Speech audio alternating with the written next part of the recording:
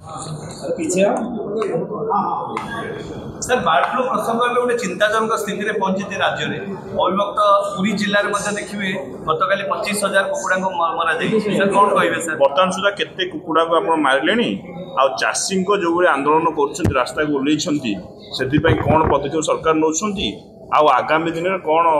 पदक्षेप bird flu बर्तमान आउ आज सुधा केते चिन्हट मरा देखो आमर बर्ड फ्लू जो नमूना आम पुरी जिलार पिपिली एवं छत्यबाद दुईटी जगार आम पठे भोपाल ता पॉजिटिव आसला पॉजिटिव आसला आम ताकू कॉलिंग स्टार्ट कले ए पाखापाखि 21टा टीम आमर लगी एवं ताकू सैनिटाइजेशन करने 10टा टीम लगी बर्तमान सुधा पाखापाखि आम 30,000 कुकुड़ा कॉलिंग कर सारे एवं जो कथा कहते चाषी मानकर कथा चाषी माने निश्चित भाव में क्षतिग्रस्त होती एवं सेमानकर क्षतिपूरण बाबद को आम गोटे जोटा कि आम चिक कहे छोट कुकुड़ा को 20 टंका दौचे सरकार देवार व्यवस्था कर बड़ कुकुड़ा को 70 टंका देवार व्यवस्था कर गोटे अंडा पिछा 3 टंका देवार आम व्यवस्था सरकार कर पाखापाखि एवं 10 लाख रु ऊर्ध आम क्षतिपूरण आम सरकार दे सारे तेणु ए जो निश्चित भाव अलग जिला को तो व्यापी ना एवं अलग जिला को किपर भाव न व्यापीब तापाई आम बर्तमान विभाग पूरा सजग रही सैनिटाइजेशन को आरंभ करी जो माने कलिंग करिया जाऊँ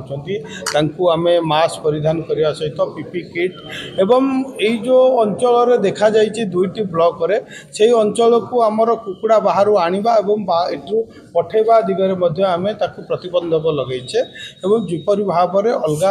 जगार आसीपारन एवं यही अलग जिलूर आनिबा बंद करें तेणु निश्चित भाव में आम पूरा लगी विभाग अधिकारी माने आमर समस्ते लगी अधिकार अधिका केमती या न व्यापीब यही दिगरे आम सचेतन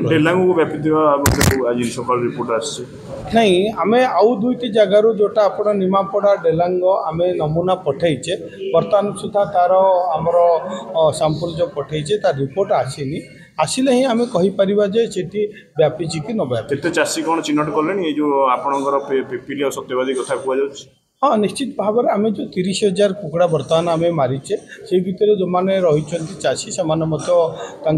एक्जाक्ट फिगर तो आम कहीपर बर्तमान सुधा जो मैंने पाखापाखि 30,000 कुकुड़ार जो मैंने चाषी जो मानकर मरा जाइए कलिंग करा जाइए से क्षतिपूरण देवार सरकार अंचल क्षतिग्रस्त